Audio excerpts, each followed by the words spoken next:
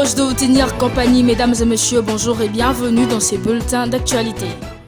À la une, le président de la République, Félix-Antoine Tshisekedi, deuxième vice-président de l'Union africaine, est attendu à Addis Abeba pour le 33e sommet ordinaire de l'Union africaine qui s'est ouvert depuis le jeudi 6 février à Addis Abeba en Éthiopie sous le thème « Faire taire les armes pour créer de conditions propices au développement de l'Afrique ». La RDC est représentée par la ministre des Affaires étrangères Marie-Tounda Ntenza qui se joint déjà à Addis Abeba.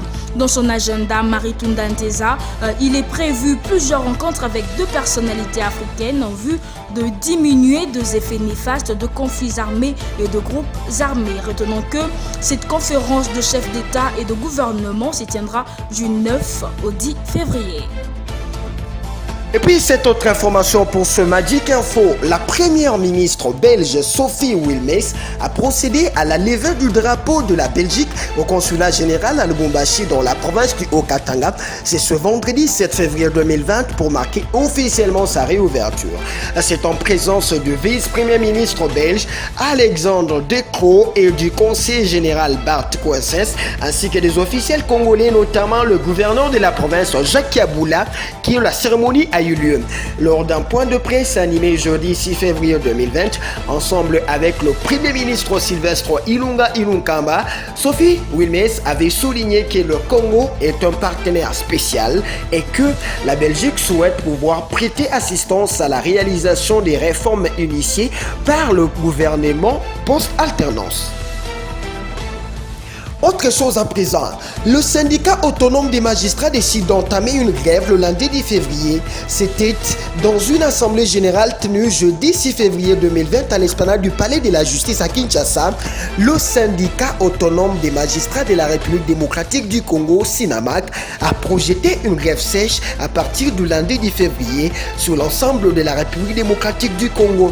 Ces pratiquants du droit revendiquent la non-prise en charge par les gouvernements du budget du pouvoir judiciaire lui transmis dans le budget général. C'est ainsi qu'ils soulignent qu'une plainte sera déposée à la cour d'appel de Kinshasa-Gombe en charge de l'ordonnateur délégué au gouvernement et la directrice de la paie, les accusant de détournement des deniers publics.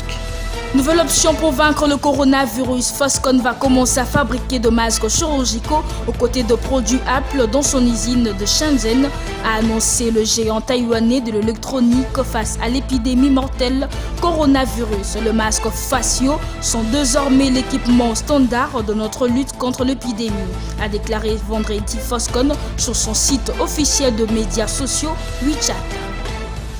En sport, championnat national Vodacom Ligue 1, les hostilités se poursuivent ce week-end à travers la République. Déjà ce samedi 8 février au stade des Martyrs de la Pentecôte, deux joutes sont au programme. En première heure, le FC Renaissance du Congo reçoit l'AS Rangers de Kinshasa et en seconde explication, la SV Club offrira son hospitalité à la formation des Racing Club de Kinshasa. Le dimanche 9 février à Butembo, le tout-puissant Mazembe va s'expliquer devant la SUK de Butembo. Et puis rappelons que le jeudi dernier, le FC Saint-Éloi Lupopo est tombé devant la S Simba de Kolwezi, score du match 0 but contre 2. C'est sur ce même score que la S Maniema Union a battu les Daring Club Motema Pembe de Kinshasa. C'en est fini pour ce bulletin d'actualité. Merci à vous de nous avoir suivis. Au revoir.